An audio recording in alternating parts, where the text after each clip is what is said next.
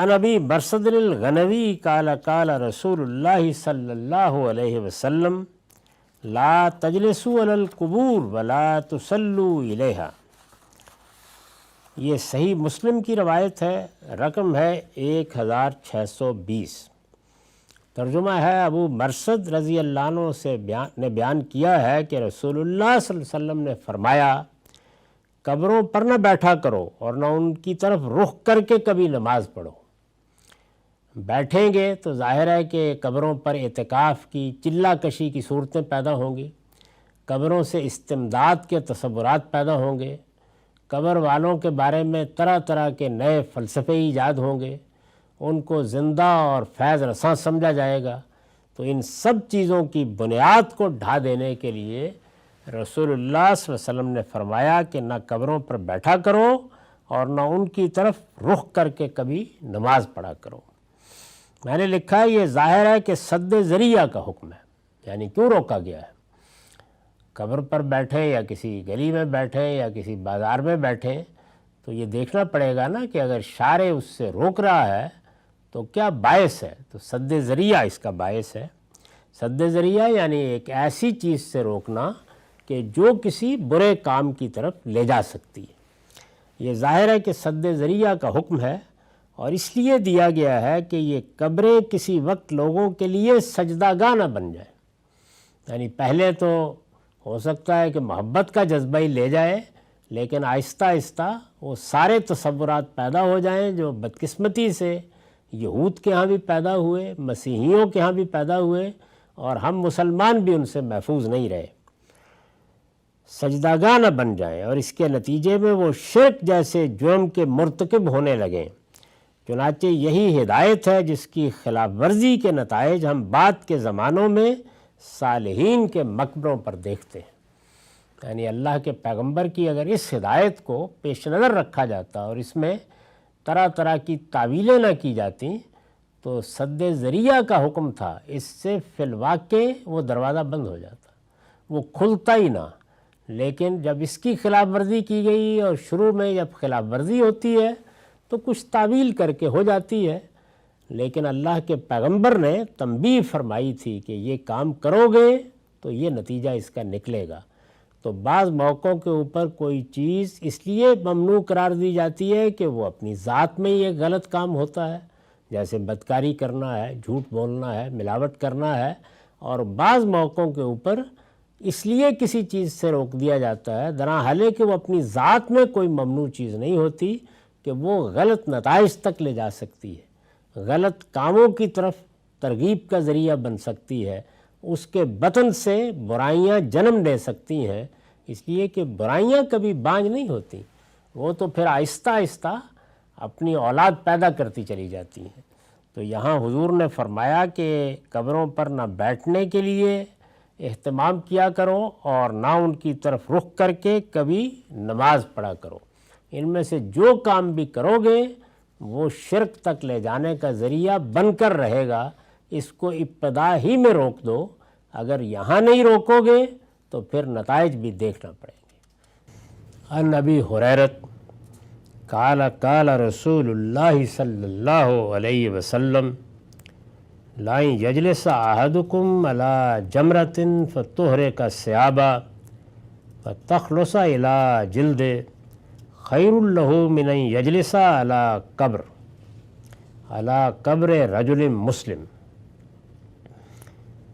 اس روایت کا متن بھی اصلاً صحیح مسلم سے لیا گیا ہے، رقم ہے 1617۔ ابو ہریرہ رضی اللہ عنہ بیان کرتے ہیں کہ رسول اللہ صلی اللہ علیہ وسلم نے فرمایا،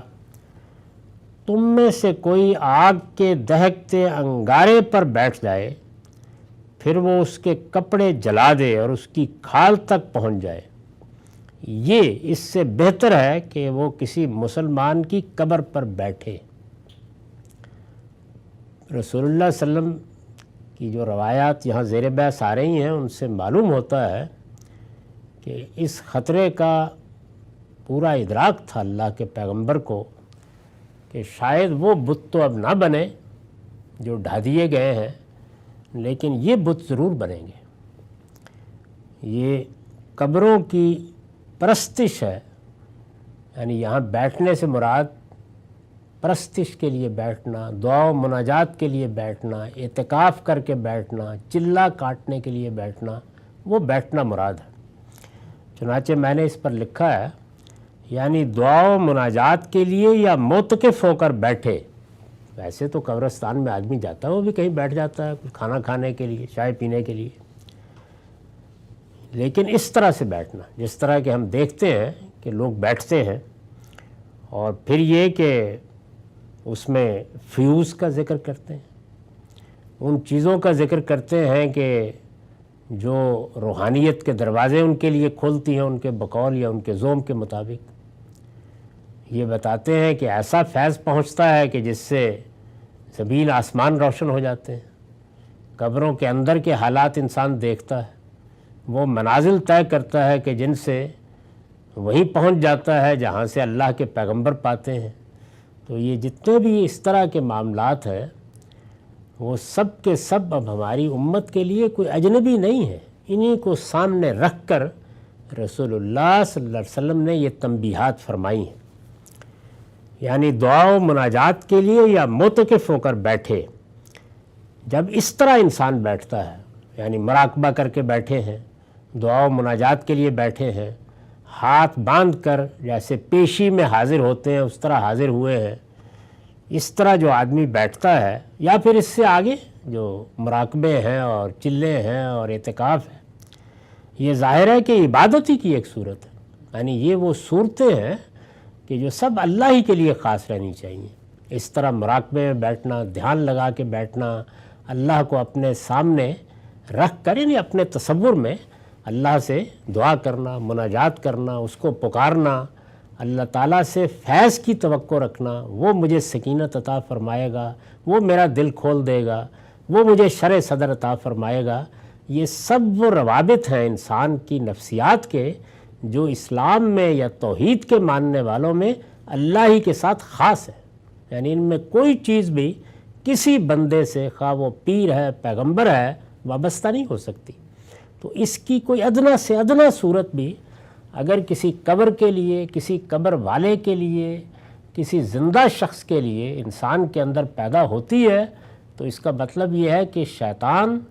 توحید کے خیمے پر شبخون مارنے کے لیے آ گیا ہے۔ تو بہت وضاحت سے یہ بتا دیا ہے کہ اس کے قریب بھی نہ جاؤ۔ دیکھیے کتنے سخت الفاظ ہیں،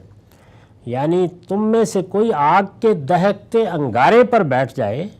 اور یہ بھی نہیں کہ بیٹھا اور اٹھ گیا، وہ اس کے کپڑے جلا دے، اس کو جلس ڈالے، اس کی کھال تک پہنچ جائے۔ اگر ایمان کی حقیقت معلوم ہو تو انسان اس کو بہتر سمجھے گا کہ یہ ہو جائے اس کے ساتھ، لیکن وہ کسی قبر پر جا کر دعا کے لیے، مناجات کے لیے، اعتکاف کے لیے، فیض رسانی کی توقع میں، جیسے کہ عام طور پر پرستش کے جذبات لے کر جانے والے بیٹھتے ہیں، کبھی نہیں بیٹھے۔ یعنی یہ بات واضح کر دی اللہ کے پیغمبر نے، تو فرمایا کہ اس کی کوئی گنجائش نہیں ہے۔